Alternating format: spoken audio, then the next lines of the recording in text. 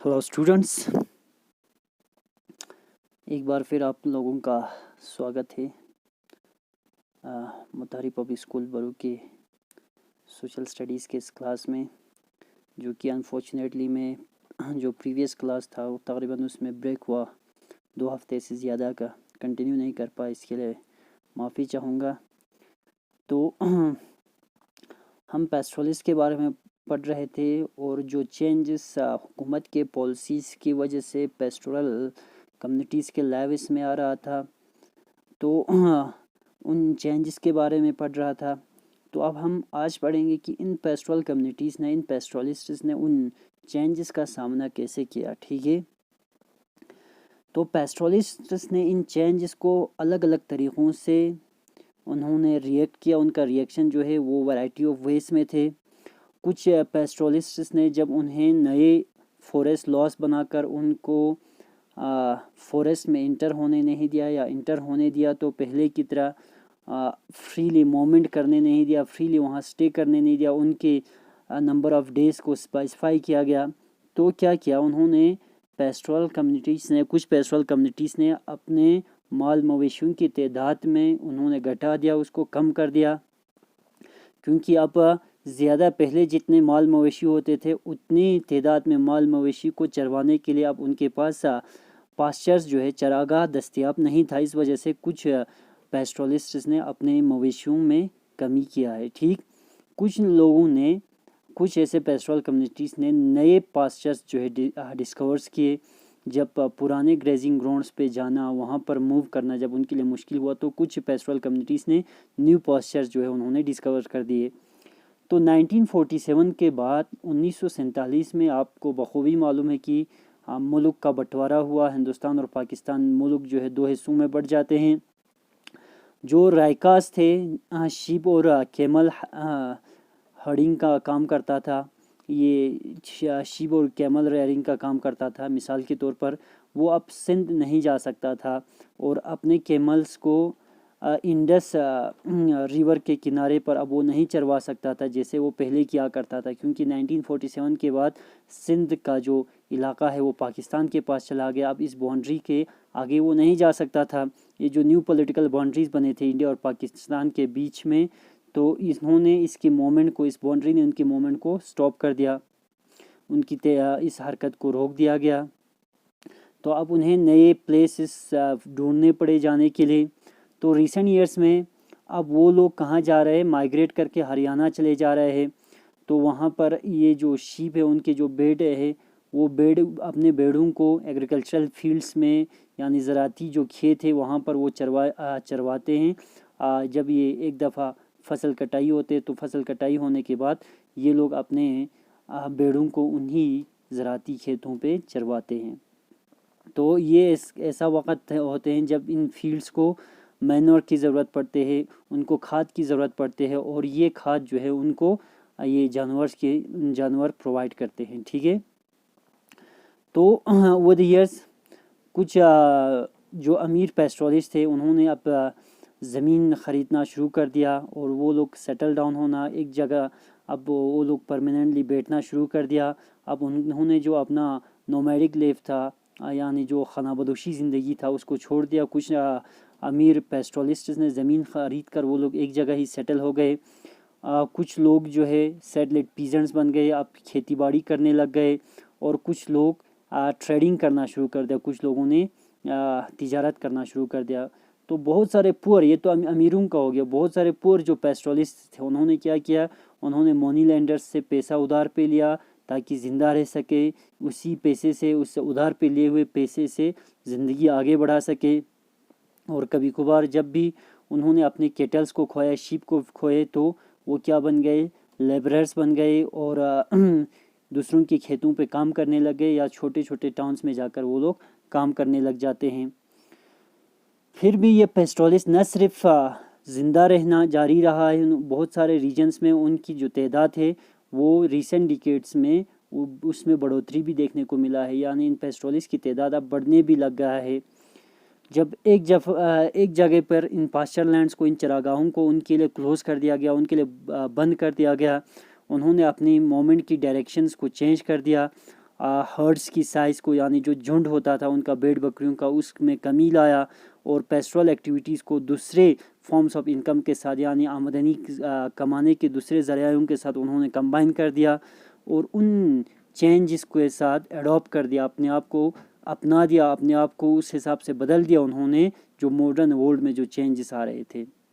बहुत सारे इकोलॉजिस्ट उनका यही मानना है कि ड्राई और रीजन्स में और माउंटेन्स में पेस्ट्रलिज्म जो है अभी भी सबसे बेहतरीन तर्ज ज़िंदगी है पेस्ट्रल लाइफ, यानी जो भी ड्राई इलाका से या जो भी माउंटेनियस एरिया से उनमें रहने के लिए सबसे बेहतरीन तर्ज ज़िंदगी जो है वो इन पेस्ट्रल कम्युनिटीज़ का है, इन खानाबदोशों की ज़िंदगी उनका, कि जिस तरह वो खानाबदोशी ज़िंदगी वहाँ गुजारते वही सबसे बेहतरीन वहाँ की माहौल के लिए वही सबसे बेहतरीन तर्ज ज़िंदगी है। ठीक है, ये इकोलॉजिस्ट का मानना है। तो इस किस्म के जो चेंजेस है न सिर्फ पेस्ट्रल कम्युनिटीज़ ने एक्सपीरियंस किया है हमारे मुल्क में, तो बहुत सारे दुनिया के और हिस्सों में नए लॉस और नए सेटलमेंट पैटर्न्स जो है उसने पेस्ट्रल कम्युनिटीज़ को अपने लाइव्स को अल्टर करने के लिए, अपने लाइव्स को चेंज करने के लिए, अपने लाइव्स को बदलने के लिए, ज़िंदगियों को तब्दील करने के लिए मजबूर किया है।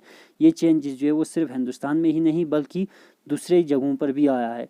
तो हाउ डिड पेस्ट्रल कम्युनिटीज़ एल्सवेयर, यानी कहीं और किसी दुनिया की किसी और कोने में कहीं और जगह इन पेस्ट्रल कम्युनिटीज़ ने इन चेंजेस का सामना कैसे किया इस मॉडर्न वर्ल्ड में, अब हम देखेंगे। ठीक है, पेस्ट्रलिज्म इन अफ्रीका। तो अब हम यहाँ से भारत से कहाँ चले जाएंगे, अफ्रीका चले जाएंगे और वहाँ देखेंगे कि वहाँ पेस्ट्रल लाइफ कैसा था, कौन कौन से चेंजेस आए जिनकी वजह से उनको अपनी ज़िंदगियाँ बदलनी पड़ी। अब हम अफ्रीका चले जाएंगे जहाँ पर पेस्ट्रल पॉपुलेशन के आधे से ज़्यादा लोग जो है दुनिया के अंदर पेस्ट्रल कम्युनिटीज़ की आबादी का आधे से ज़्यादा लोग कहाँ रहते हैं, अफ्रीका में रहते हैं।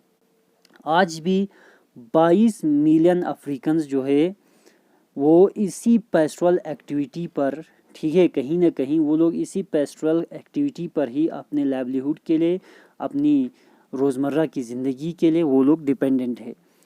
तो इसमें कौन कौन सा कम्युनिटीज़ आते हैं अफ्रीका में, इसमें आता है ब्यूडियंस, इसमें आता है Berbers, Maasai, Somali, Boran and Turkana. अब उनमें से ज़्यादातर कम्युनिटीज़ जो है वो सेमी एरिड ग्रासलैंड्स में रहते हैं, यानी जहाँ खुशक इलाके होते हैं वो ग्रासलैंड्स और एरिड डिज़र्ट्स में या वही डिज़र्ट इलाके में डिज़र्ट एरियाज़ में रहते हैं जहाँ रेन फेड एग्रीकल्चर बहुत मुश्किल होता है, यानी जहाँ पर बारिश पर जो बारिश के हिसाब से या बारिश के पानी के मदद से जो एग्रीकल्चरल एक्टिविटीज़ करते हैं वहाँ मुश्किल होते हैं। तो वहाँ बैठकर वो क्या करते हैं, केटल्स राइज करते हैं, केमल्स, गॉड्स, शीप एंड डंकीज़, और वो लोग मिल्क बेचते हैं, गोश्त बेचते हैं, जानवरों के खाल बेचते हैं और उनके ऊन बेचते हैं। ठीक है, तो कुछ कम्युनिटीज़ जो है ट्रेड और ट्रांसपोर्ट के ज़रिए भी वो लोग पैसा कमाते हैं, और कुछ ऐसे भी कम्युनिटीज़ होते हैं जो पेस्ट्रल एक्टिविटी को एग्रीकल्चर के साथ कंबाइन करते हैं, यानी पेस्ट्रलिस्ट का भी काम करते हैं और एग्रीकल्चर यानी ज़राअत का भी काम करते हैं। तो उनमें से कुछ लोग जो है और जॉब्स भी करते हैं ताकि अपने इस मीगर और अनसर्टेन अर्निंग्स को, पेस्ट्रलिज्म से जो थोड़ी बहुत और अनसर्टेन मतलब कब ये ख़त्म हो जाएंगे, ये अनसर्टेन होते हैं, यानी इसमें यकीन के साथ कुछ भी नहीं कह सकते हैं। तो कुछ लोग और जॉब्स करके वो लोग अपने इस मीगर इनकम को, इस थोड़ी बहुत इनकम में इजाफा कर लेते हैं। ठीक है, तो इंडिया के पेस्ट्रलिस्ट की तरह अफ्रीकन पेस्ट्रलिस्ट जो है उनकी भी लाइव्स जो है उनकी भी ज़िंदगियां बड़ी ड्रामाई अंदाज में चेंज हुआ है कॉलोनियल और पोस्ट कॉलोनियल पीरियड्स में। या जैसे हमारे ऊपर यहाँ पर एक कॉलोनियल रूल रहा है, ठीक वैसे अफ्रीका पर भी इन अंग्रेज़ों का हुकूमत रहा है। तो ये चेंजेस क्या थे, यहाँ पर आपको मासाई लैंड का, मासाई वो एक कम्युनिटी है, पेस्ट्रल कम्युनिटी है, उनके ज़मीन का एक व्यू दिया गया है, और किलिमंजारो बैकग्राउंड में, यानी किलिमंजारो इस पहाड़ का नाम है, माउंट किलिमंजारो। ठीक है, जो आपको इस बैकग्राउंड में आप देख सकते हैं, ये लाइन जो है मासाई कम्युनिटीज़ के लाइन है। ये मासाई कम्युनिटी एक पेस्ट्रल कम्युनिटी है। ठीक,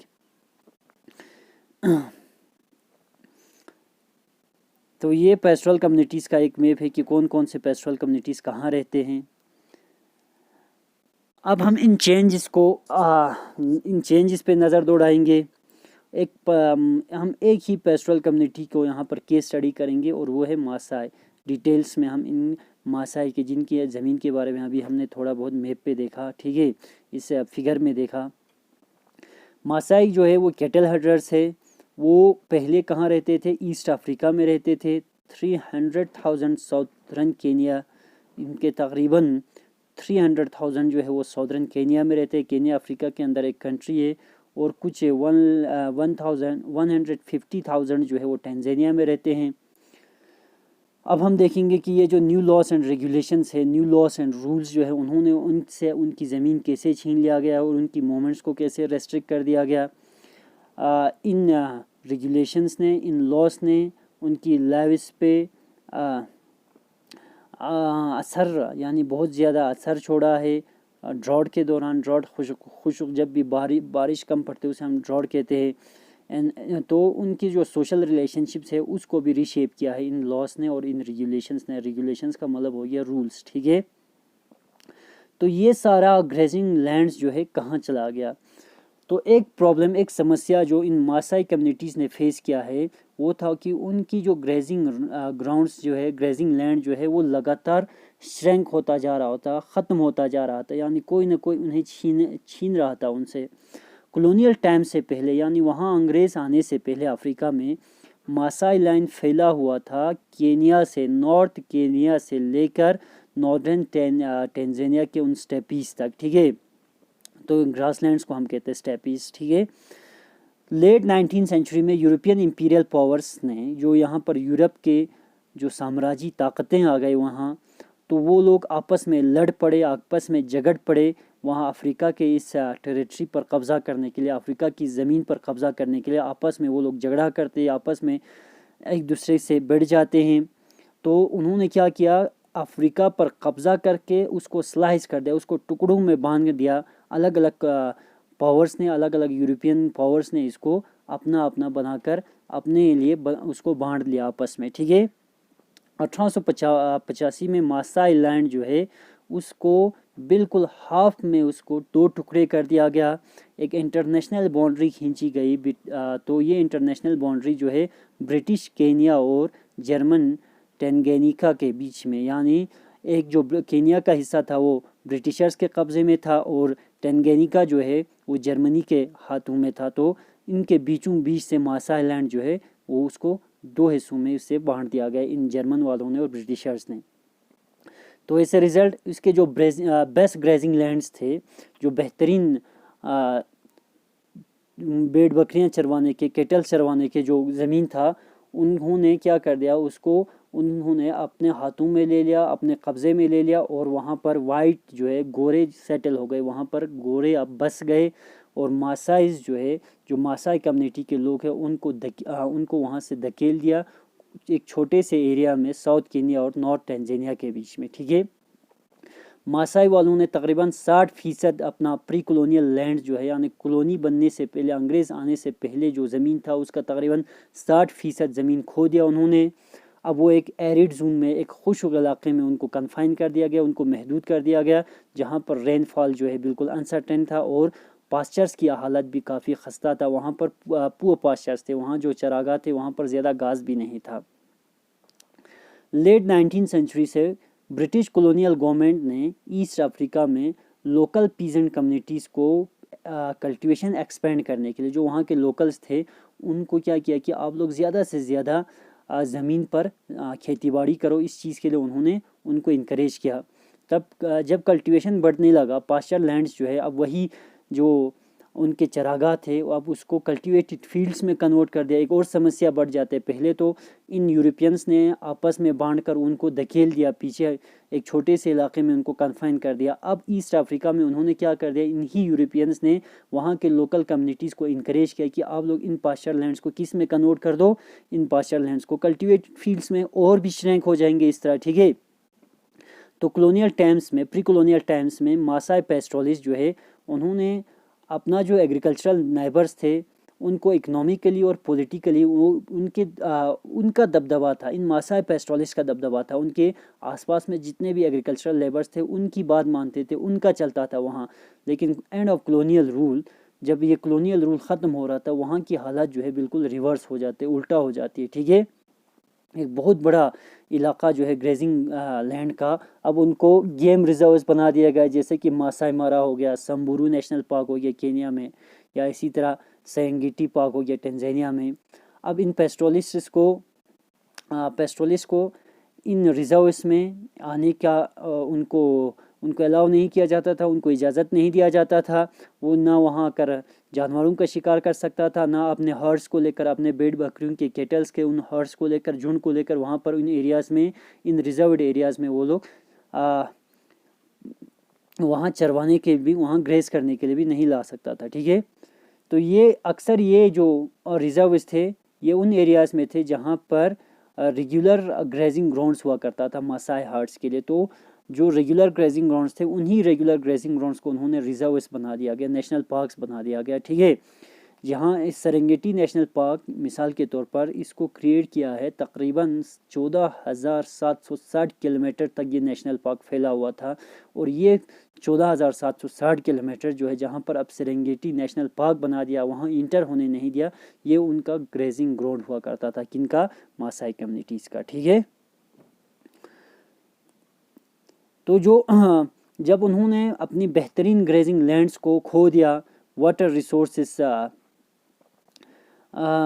तो जो वाटर रिसोर्सेस का था, यानी वाटर के जो पानी के जो ज़राए थे उससे और भी दबाव बढ़ जाते in small area of land पे जहाँ पर इन मासाइज को कन्फाइन किया गया। वहाँ पर पानी बहुत कम था, तो एक ही जगह पर कंटिन्यू ग्रेजिंग करने की वजह से एक छोटे से एरिया पे अब उनको कन्फाइन कर दिया गया था। वहाँ पर कंटिन्यूअस ग्रेजिंग करने की वजह से अब वहाँ की जो पास्चर्स की क्वालिटी थी उनकी हालात भी बिल्कुल ख़राब होता चला गया।